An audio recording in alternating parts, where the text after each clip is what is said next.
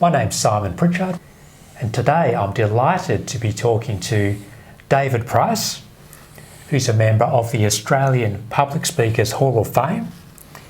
He's an executive speaking coach and referred to some clients simply as Yoda. I am. Welcome, David. Thank you, Simon. It's good to be here. Let's talk about public speaking. I mean, why would people want to learn more about that? Well, look, I have a mantra, Simon, and my mantra is a very simple one, but it's really powerful, and it's this.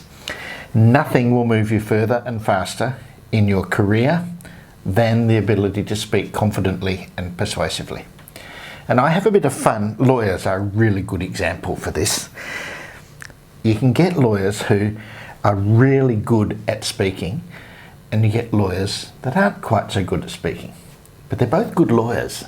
So a lawyer who can really speak well, people think is a better lawyer than one who can't speak quite as well. And it's exactly the same with every profession and every industry. Engineers, scientists, accountants, whatever.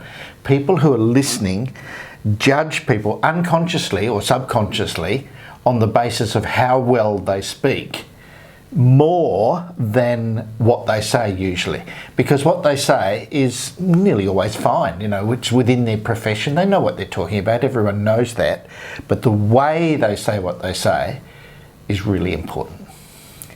What really differentiates the great speakers from the mediocre ones? Oh, lots and lots and lots of things.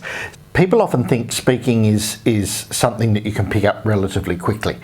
And some people are born, some people are naturals, but most people are not. They learn the skills, and there's lots of skills. I do a lot of work on presence, executive presence, so that when people speak, they own the room. And you will have gone to functions where someone stands up and they start speaking and the whole room is instantly quiet. They own the room. And there's others who have to go and tap a teacup and do all sorts of things before they get to the point where the room is ready to listen to them. So a lot goes into just that. It comes into how they walk on, it goes into how they stand, how they use their voice, how they pause, their volume, their intonation, their gesture, even the way that they hold their body. One of the classic things that a lot of people do, which works against them, is that they walk around. And the reason they're walking around is usually they're nervous. But the walking around you'll never see a master speaker. You ask me what sets the really good ones apart from the mediocre. The really good ones never move. They stand still. They may move a little during their presentation, but they don't wander. And that's a skill. So standing still is a higher level of skill than the people who wander. And the people who wander never own the room. So they may be the top of their profession, but they don't get their message across with the gravitas or with the charisma. Most people in technical professions prefer the word gravitas. Charisma, they think, is more fluffy, and it doesn't really matter. It all amounts to the same thing. It's having presence. And people with presence communicate significantly more effectively than people who don't have presence. And then there's a whole range of other things that go into it. Someone asked me just the other day, how long does it take to learn to become a great speaker? And I said, well, 40 years. They laughed, and of course I didn't necessarily literally mean that, but speaking is like a sport. In fact, this is the best analogy I can give you. If you wanted to go and learn to play golf, let's use golf, it doesn't just happen. You don't go to the golf course, pick up the golf club, and suddenly you're a great player. And in fact, in terms of golf, the 40 years probably is a good idea, because even great golfers will say, oh, I'm still learning. So let's take squash. If you wanted to learn to play squash, you go and you learn how to hold the racket, and you learn the rules, and you learn how to hit the ball and so on. But you're not a great player in weeks. You're not even a great player in months. You might be a good player or an okay player. It takes years for you to become a real master at squash. Speaking, presenting, public speaking is exactly the same. It's just like a sport. You need to learn the skills, learn the techniques, get coaching, and literally lift your game in that way. Well, what are the quick wins? Because some of our listeners may not have the 40-year patience, but let's say, what are your top 3 tips to own the room? Okay, so the top 3 tips to own the room would be stand still. The second tip would be to use the power of pause or the power of silence. The great speakers speak relatively slowly, steadily is a better word to use, they speak steadily, but within that they pause, and the power of silence is just enormous. And the other is they learn how to use their hands and how to use gesture.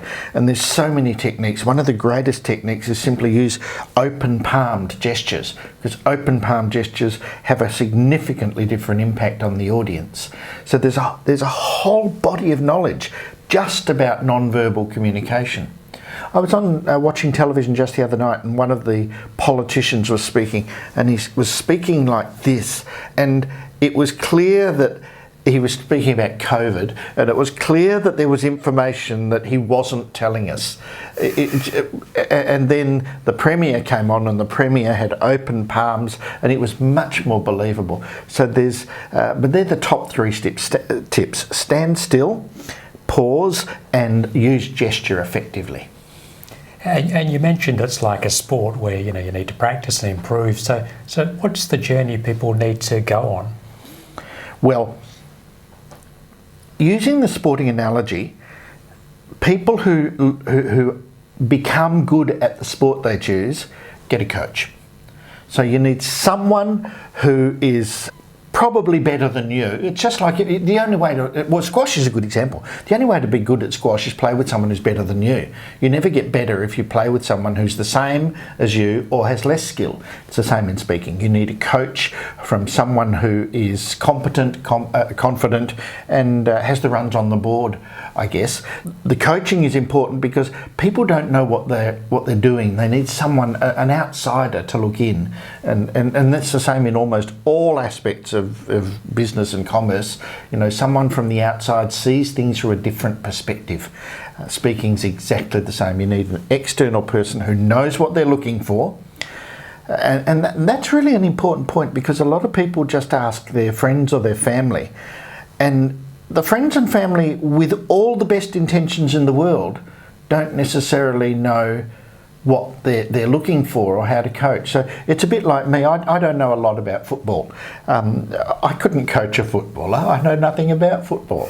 But I've actually been asked to coach footballers in how to do their speech at the end, their thank you speech. But I know nothing about football. So it's no different with speaking. You need a coach who can see what needs to be improved and needs to be worked on. And then the important bit is they know how to improve that. And that comes from experience. Now, of the people you've coached, what's the biggest speaking disaster that's ever happened? Oh, the biggest speaking disaster? I think of the people I've coached, there's been no disasters. But before I coached them, well, I'll tell you a story. There's a media personality in Australia, and I won't name her for obvious reasons. Lovely lady, and I got on really well with her, which will become obvious when I tell the story. And we'll call her Cheryl. Her name was not Cheryl. So don't go thinking who are the media people with the name of Cheryl. That wasn't her name. But she was doing a presentation at a function one day, a conference, and I happened to see her just before she went on. And I said, "So Cheryl, how are you going?" She said, "Oh, great. I've got my notes. I've done everything you told me to do, but I just had to keep my notes. I know you told me not to have notes, but I kept them." And I said, "Oh, can I look at them?" And she said, "Sure, here they are." And I looked at them and I tore them up. And the look of horror on her face, it was just unbelievable. Now, I wouldn't have done that if I had not known what the result would be. I hasten to add that there's no way I would have done it if I wasn't 100% confident. She went up, terrified initially because her notes were gone, and she was brilliant because the notes didn't get in the way. And she said to me after, "I could have killed you when you did that." She said, "Now I just want to hug you." She said, "Because now I know I can do it." And she's never used notes since. Now, that doesn't mean, please don't read into that you don't need notes. You do. but there's a way of structuring notes, and that again is just, there's a whole body of knowledge just about notes and how you prepare notes. So there's a huge amount of information. So that wasn't a disaster, but it sort of goes towards answering your question. And the other big one is fear, right, with public speaking, because people say they fear it more than death. That's right. And how do you deal with that? Well, look, over the years, and I've been doing this for 40 years, I've been coaching people for 40 years, 41 years this year, and I've seen people where the fears manifest themselves from people throwing up, from people needing to rush to the toilet, a whole and everything in between. And so the fear manifests itself for different people in different ways. What I work on with people is if fear really is their problem, if they really are lacking in confidence, then I really work on helping them understand what's driving that fear. And if we drill down, it's just like drilling a core. When we drill all the way down, the bottom, when we get to the bottom, it's a fear of making a fool of yourself. They don't want to look silly or look stupid or look foolish. The reality is, and I always use this example with people, in your adult life, at business or work functions, how often have you actually seen someone make a fool of themselves? And most people say never. Some people say, one or two. And, I've been working for however long they say, 15, 20, 30, 40 years, only ever seen one or two. And when we drill that down, it always comes down to those people they do know who made fools of themselves hadn't prepared. Now they'd got in front of an audience and they winged it.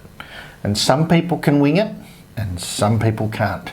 And some people can wing it some of the time, but not all of the time. So there's different ways of preparing.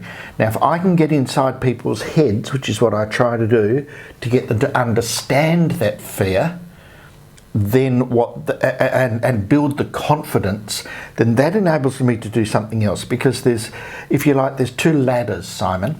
There's the ladder of confidence, and that's about what we've just spoken about, the fear. But then there's the ladder of competence, but it's not competence in their area because they know it. If they're a scientist or an engineer or an accountant or a lawyer or whatever, it's not competence in their area, it's competence in the ability to speak or to present whatever they need to present.